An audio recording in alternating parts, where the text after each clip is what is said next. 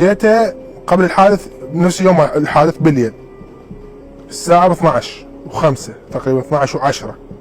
بقيت قاعد بالباب انتظر، قاعد بالباب انتظره، فاجاني هو استلمت عليه وطبينا جوه. فمن طبينا جوه بقينا قاعدين، بقى هو يخابر. فالساعة 3 انا نمت، هو بقى يخابر، هو ما ينام يمي، ينام بغرفة اخيرة. فانا الساعة تقريبا بالأربعة قعدت، جيت خالي المسدس هنا، جيت خالي يعني جوه لابس دشداشة لابس. فطلعت المسدس، جيت لابس دشداشة، طلعت المسدس لقيته نايم جوه وضربته. بهاي الاثناء اخذت موبايله، فانا